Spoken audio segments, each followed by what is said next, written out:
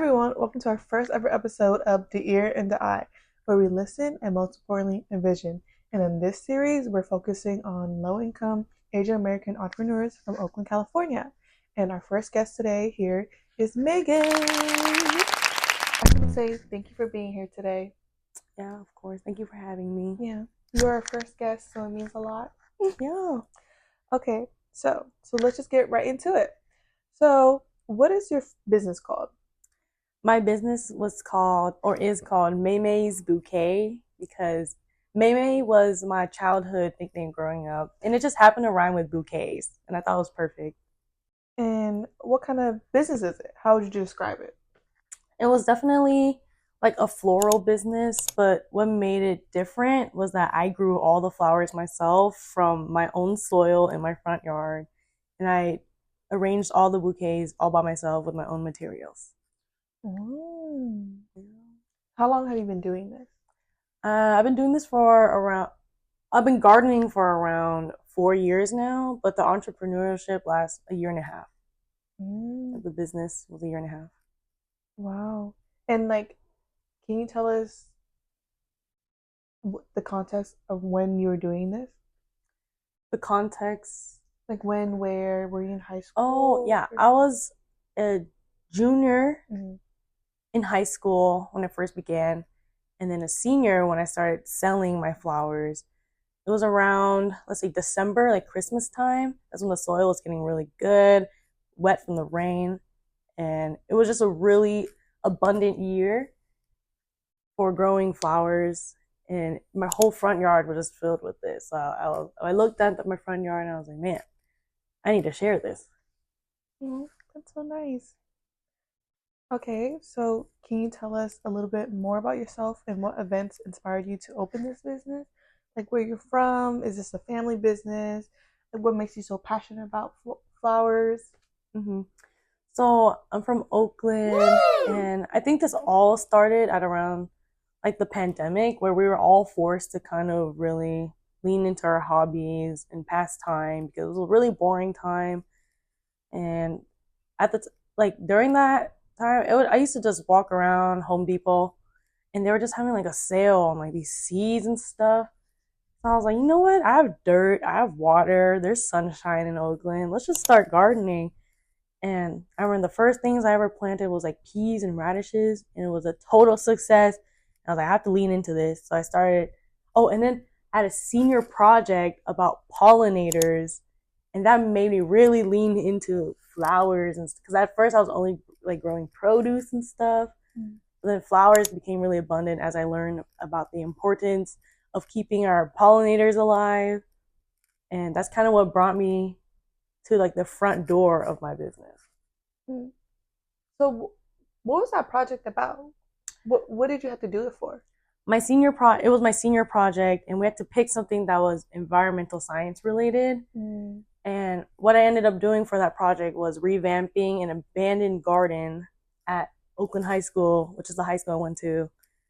Shout out Oakland High. We're alumni. Yes. Once a Wildcat, always a Wildcat. Oh, okay. High School Musical.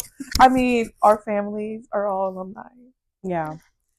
So that's what really started the flowering process. Because I used to just garden and only grow foods to eat. I feel like that's just like an Asian mindset. Like I remember my aunt, she was like, "What's the point of growing flowers? Because like you can't eat flowers." But hey, it's important because our pollinators are dying due to environmental changes, and it's just really pretty to look at. Yeah. Speaking about your aunt, that's so funny that you brought up like maybe it's an Asian thing to only want to grow things to eat. Because my next question is like, how do you think your Asian American identity seeped into your business, or like maybe like just things you've taken away from your family or how you grew up into your business? Yeah, so I think what definitely started the gardening and is because I think the Asian American, especially like the immigrant mindset, is to always try to find like the biggest bang for your buck. So like if we have dirt, we got to make food from it. Like not everything is free. Is like what I kind of grew up saying. Like, sure, the Asian American mindset that I grew up on is like using all the resources we can have, and like definitely it's like fight using everything we got and kind of working around the system to benefit us more because we need to. It's a survival thing. Yes. Definitely a survival thing. It's not enough to just have food. It's more of guaranteeing food for the future. Stability. Yeah. Definitely having that security is what we were looking for. Especially like my aunt, she gardened a lot because like during the pandemic, she also found her spark to garden too, but it was also sustaining her family. Like she was growing tomatoes, harvesting it, making like purees to keep it in the house over time and stuff like that. It's to just like ensure food security. That in mind, and obviously like that being the forefront and a huge motivation of why a lot of people garden. But do you think it's like specific to low income people? Yeah, because how I see it, gardening, when I was learning how to do it online, it was from people that I would assume aren't low income. They kind of really saw it as a hobby and something to do on the side. But for low income people, we don't get the privilege of seeing it as just a hobby. It's for food, it's for sustenance, for our health, stuff like that. It's not just something that we could just like, oh, it's fun in this and we do this. Sure, it can be, but that's not how we view it, in my opinion. That's not how I viewed it. So what made the switch from like surviving to thriving? I think the combination. I think seeing how successful this was made me feel like, okay, now that like I got really confident in my skills as a gardener, that I could start growing food and flowers, because I think there's beauty to having flowers in your front. There's beauty to just having a very presentable front yard. And I saw that, and I wanted to take advantage of the space in my front yard as well. So yeah, that's what kind of made the switch. Like my confidence in how I was able to grow stuff and like see the growing seasons, grow used to that pattern, and wanting to make use of all the space in my front yard. Oh, that's nice. Did you have to explain yourself to your family? Yeah, because my dad had to drop like a couple $100 to build the front yard garden for me. Thank you, Dad. Thanks, Dad. That's why when you asked me if it was a family business, I did do most of the gardening myself, but without my mom and dad helping me get the plywood, hammering the plywood in, and driving me to get dirt, buying soil, giving me the money to buy all this. Like at that time I wasn't working, so all expenses were paid by my parents. Oh, shout out to them. They saw the vision. Yeah, they saw. they invested. I used to grow only in pots and bins, because I guess it was really expensive to renovate my whole entire front yard. But then every pot and bin, I would grow pumpkins, peas, radishes, lettuce. They saw how good I was doing. They were like, you know what, we could really expand on this. Yeah. Because of my own confidence, they had confidence in me as well. They're like, you know what, if we renovate this front yard with Megan's skills, we can totally see a future of just like homegrown foods. Yeah. So there's like a lot of switches, you know, like just starting off gardening, like learning what works for you specifically, for you and your family, like a lot of having to, you know, like it starts off as a hobby, and then you get more into it sounds like you have more into it, and then you want to expand into flowers. So what made you think like, oh, like, because it's one thing to enjoy gardening flowers, but what made you want to like, you know what, I want to turn this into a business. I want to be an entrepreneur. I think like as a gardener sense, I think every plant is able to bring in some type of like an advance, you know, like for produce, it's food. So I was just trying to think like, what can flowers be that's just more than making your yard look really good? So in a way, I was like, I think I could share this. I think I could make actual profits off of it instead of it actually just like being a mental profit. Like, it gives you the ease of mind. It's pretty. Front yard looks good. I was curious, like, can I actually turn this into a business? Like my passion for growing stuff, for seeing the beauty in plants. Can I share this with people and can I profit off of that? I think that's what made me move into floral because yeah, it's easy to see like the benefits of growing food, but I was able to tap into the benefits of growing flowers. And I saw that, I totally leaned into it, and that's how I started my business. Are your parents immigrants? Yes, both of them are. Where are they? Where did they immigrate from? So my mom, she immigrated from China. I don't know the name of the specific city, but my dad, he immigrated a lot, like different countries, but he mainly came from like Vietnam and China. So do you think having immigrant parents played a role into your business? Yes. And I think that since all my family are immigrant, that really played with the certain types of things I grew. In a way, like I tapped into how they were from a different country, they have different growing, like different types of food that grow from their country. And what really drove me to be a gardener is to somehow bring the foods that they grow up with and grow it in my own garden. Like there are some foods you can't find in the grocery store because it's not from here. The seasons in America aren't the same there. No. So growing stuff like, I don't even know how to say it in English.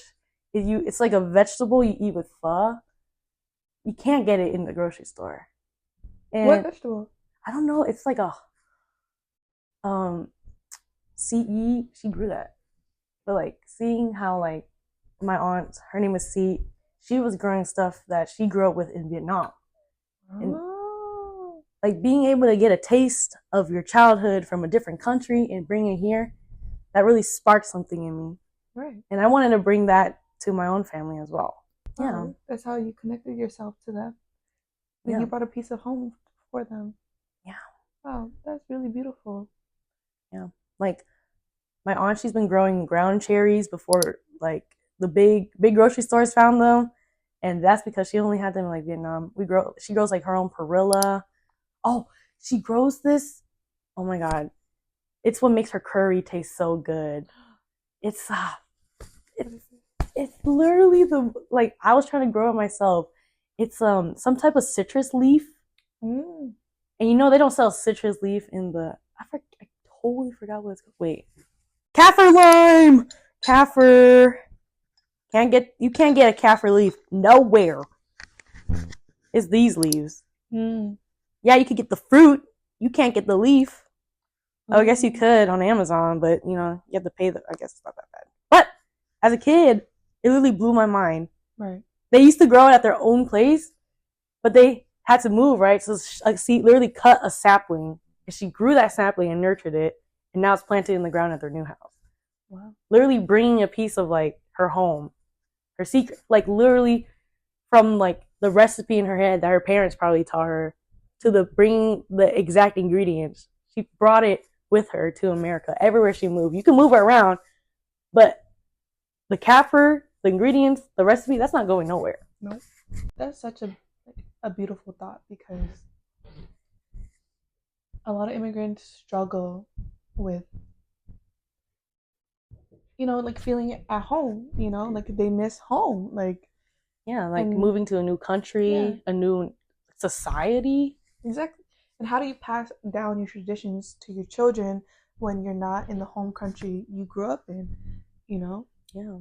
So it's beautiful that you were able to learn so much and take away that from your family, and that you're able to, I don't know, like just pay it forward with your business. You are paying it forward. It's my turn. It's your turn. It's your toolkit that they pass. It's a toolkit that they pass down, and now you're just expanding that toolkit. Isn't that so beautiful? I love that. Can we snap for that? Like we need to that was the moment. Like, I feel like a lot of people could relate to that, and I feel like you said it so eloquently and so personal. Personal. It was very personal. It's a personal thing, but so many people could share a similar story because we're mosaics of our family. And that was a beautiful motivation. Yeah, that was a beautiful story that you just shared. And I guess to expand more on that, what makes your business so unique to you and only you? I think for me is that it's so local, down to the soil that I grew my stuff in. I literally scouted for a compost for specific dirt that is from the Oakland facility, like from the Oakland decomposting facility. It's called Be Green.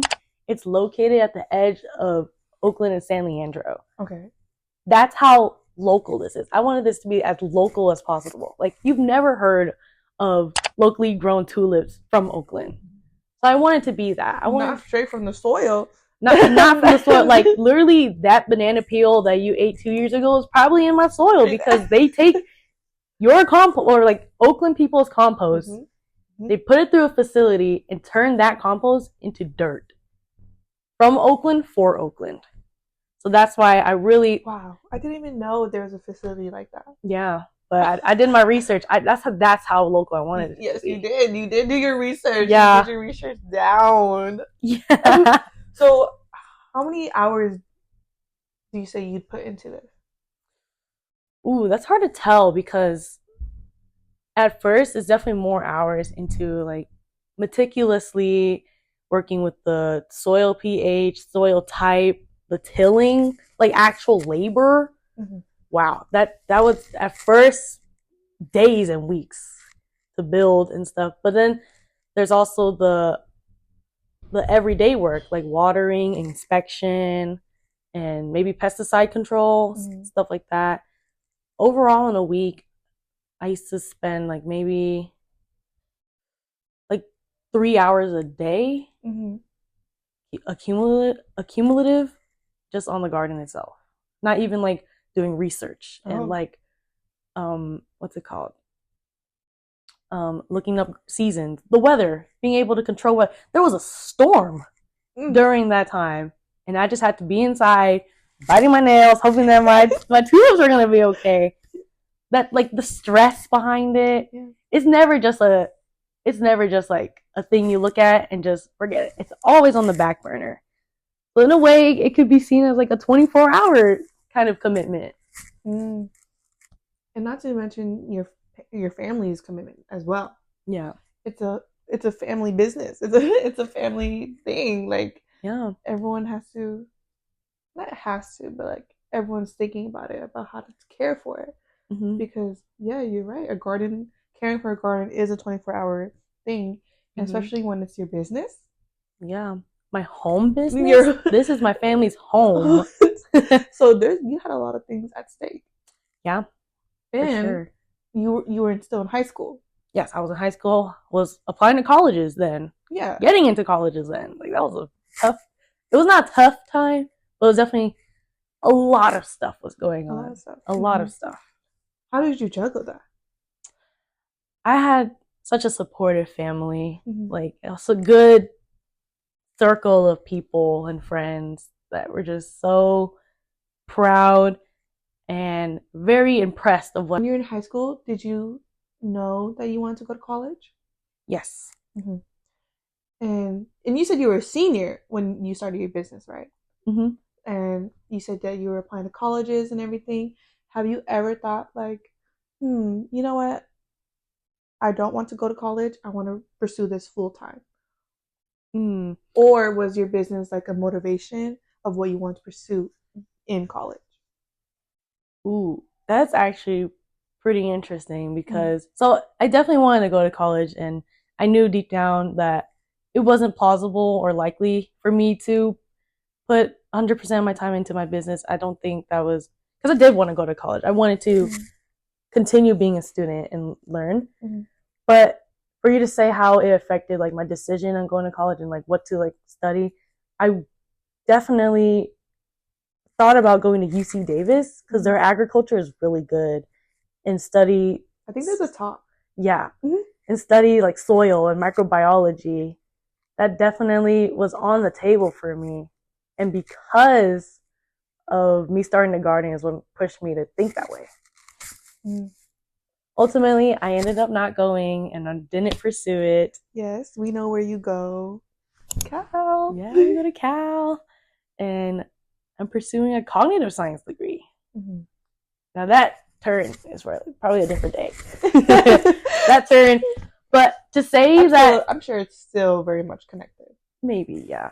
But to say like gardening, like this hobby / business / like job that I had, to say that it didn't affect my which way, like what my waypoint on what to do in my future, it would be false because it definitely did for a bit, for a moment in my life.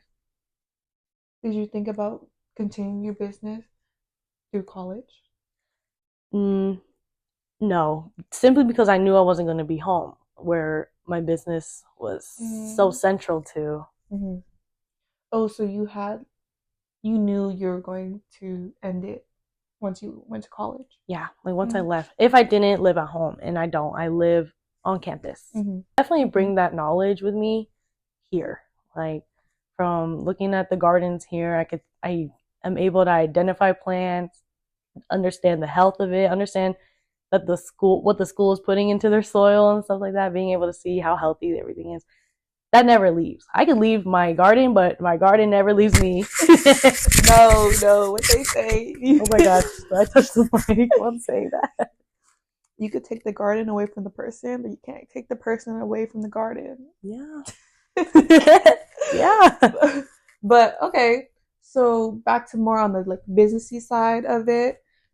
Like, how did you feel like having so much support for your business? Did you have like a set clientele? Did you ever like feel that you needed to market more? Like, tell me, let's get into that. Okay, so when I started this, like I told you, I really wanted to be local. I didn't think I was ready to expand anywhere farther. So I started off by really telling my close circle and my people from high school. That was my catered audience or my catered like consumer pool. And that worked really well. My friends were really supportive. They were buying it. People from high school that I didn't know too well also heard of it, and they also started buying. But what really caught me off guard is a person from San Leandro also saw my business. And at first, I was delivering the bouquets myself to school, but because of her distance, I had to get her to pick up from my house. So I started like that, and I was like, whoa, this is getting pretty cool. I didn't know that it would expand outside of my high school. To see it expand to someone from a different city was pretty crazy. Regular posting on your Instagram, just of what you do, because I seen your Instagram, and you guys could check her Instagram out today, right now. But it's like not a lot of marketing. Yeah, it's just what you do. It's more of like it's very biography. Yeah, just like it's kind process. of like it's a process. I wasn't really big on marketing because I didn't have that much flowers, you know. Didn't have that much time. Like it also goes back to like how I juggle things. Like I knew what I can handle, and I couldn't handle marketing really big outside my high school. Like at the time, I probably only grew like 50 total flowers, and tulips only have a 2-week like lifespan once they're in bloom. So I knew I had to be quick, and I knew that I had to really have a concise group of people that I wanted to target. You were the talk of the town in your high school. Yeah, for a bit. For flowers, you know, you were like the flower girl. Like you were like the person to go to. That's really nice. Yeah. It's your first time owning a business? Yeah, for sure. This is your first ever business? First ever business, yeah. Okay, so you just have like a natural entrepreneurial acumen. And I applaud that to you, because do you think being from Oakland like also played a role in your business as well? I think being from Oakland is so heavy on like local chains and community-based stores. And growing up and seeing that, like I wasn't the first high school entrepreneur. Like my nail tech at the time was also, she went to the same high school, and just like people did crochet. People were just selling things all the time and, you know, just trying to make it through. There are a lot of entrepreneurs at Oakland High. There was a lot. There were, yeah. There's a lot. So just being surrounded by that, it just, and like seeing, y'all are hustlers. Yeah, seeing hustle. Yeah, seeing all that just made it easier to start my business because everyone else was doing it and they had a lot of support. So I was not intimidated to start this business at all. It wasn't a trend. It was the norm. It was very normal. Yeah. Like, it wasn't like a fad or like a scary thing to jump into. It was so integrated in my high school's community that, you know, everyone respected it.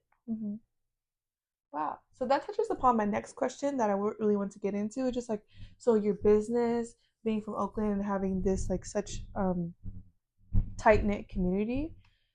So how has owning your business like expanded your community? It definitely helped me connect with other entrepreneurs at school. Like, I understood them and they understood me, and also like being able to talk with them about like how do they manage. It just felt like I all of a sudden got promoted to like more conversations with other people in my community because now we have something in common. So that really connected me through like other entrepreneurs. But for my friends, and also like I got closer with them because they, like I said, they're really impressed with what I was doing and my skills. There wasn't a lot of gardeners at school actually, so it was kind of like I was just known as like the flower girl, the garden girl, and being able to be seen for that kind of skill made me feel closer to them. Just like, yeah, made me feel closer to my friends. It's just like a new thing for me. They saw you. They poured into you. You know, you guys learned so much from each other. It was just like a cycle of uplifting each other. So you guys were like each other's support system. I mean, like, yeah, I can't think of any. I mean, I want to say an analogy, but you guys were truly each other's biggest support system, and I think that's so nice because, like, having a natural, like, business acumen on top of being able to learn from your peers, your friends, having such a great support system, like, you can't buy that. You can't take a class for that. You cannot major in that. Like, these are things that you have to be in your community for, right? And just to add, at that time, we had like 2 more months before our big show because half my friend group was in the theater and I was too. Woo! That was a lot to juggle. Now I'm like sitting back and like, in that era of my life, we were all we had, like, for like supporting each other and all that. Like, no one can understand you better in high school than your high school friends at that time. No, especially when you guys lean on each other and you're able, especially when you lean on one another and you allow yourself to lean on other people. Yeah. You know, because like, yeah, you could just see relationships as just give and take, but how about just support? How about just like, you know, like, because a lot of people, they find it very hard to lean on other people. Yeah.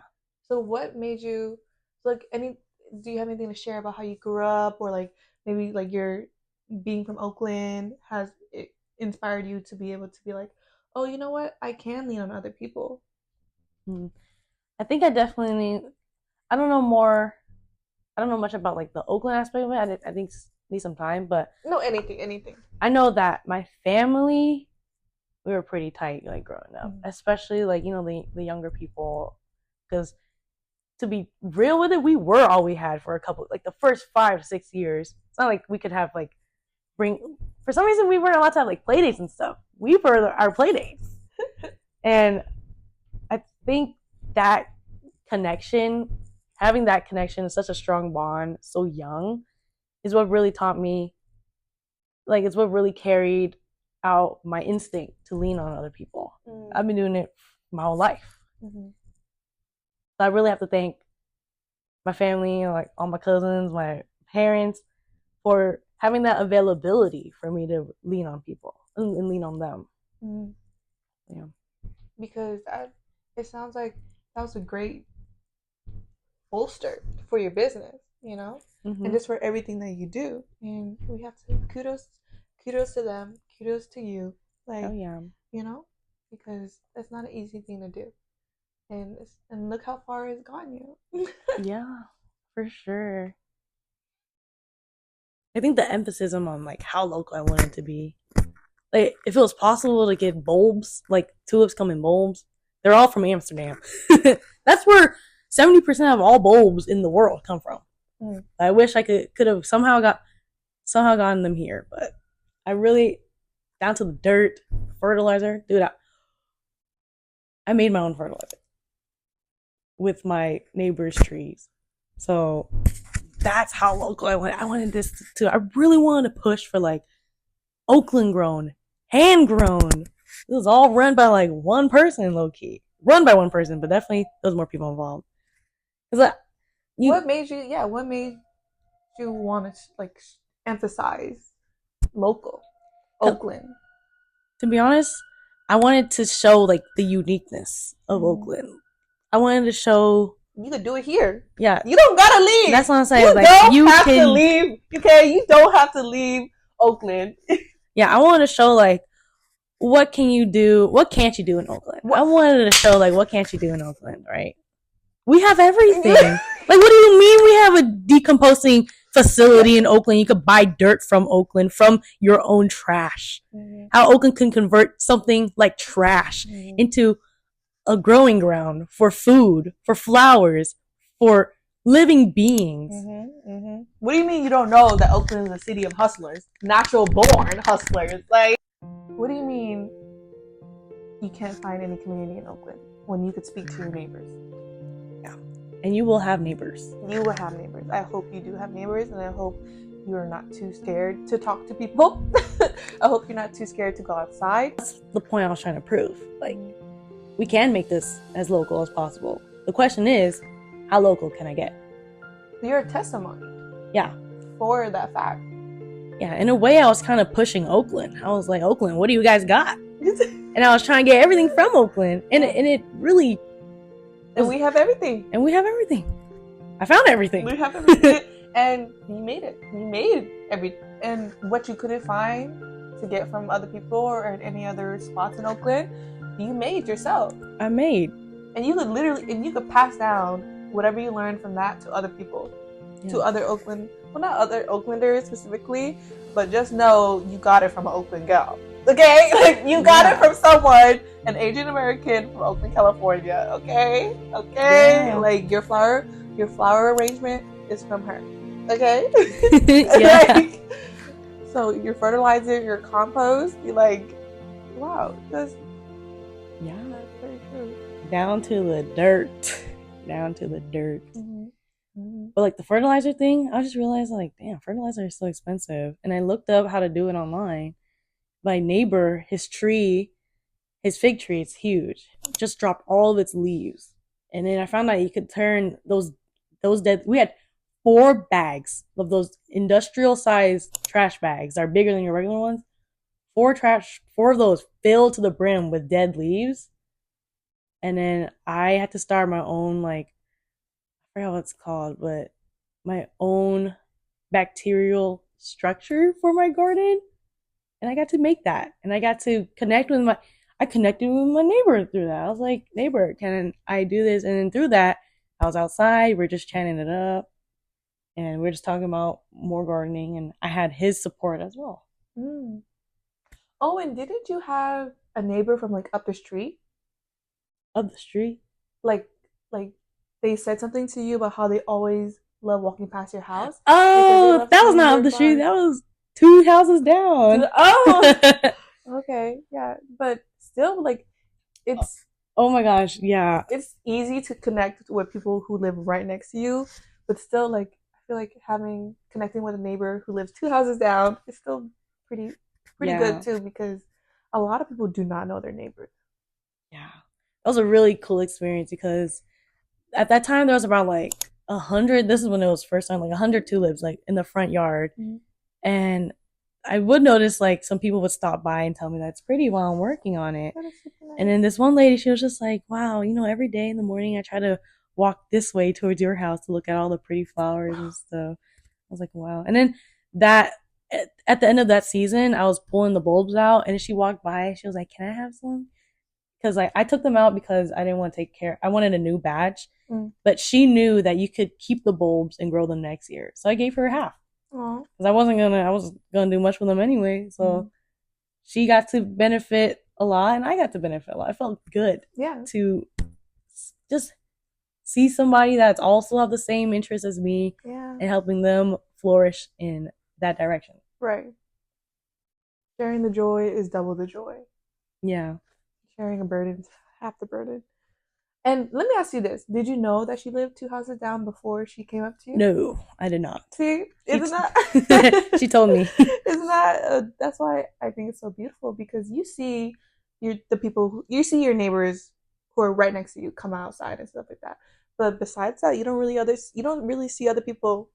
Yeah. And that was a beautiful way to meet. Yeah. And it's just beautiful to think that my garden, like, affected someone's life, like, got people to go outside just to see it. Exactly. Like, I think that's really nice that I was able to induce something like that. Yeah.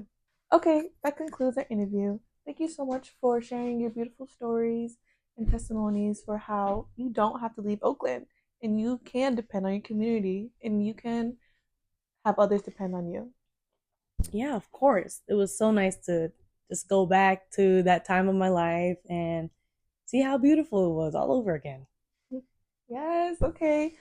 So this is your local low-income Asian American entrepreneur from Oakland, California. Okay, check her out on Instagram. All the details will be below. Bye. Bye.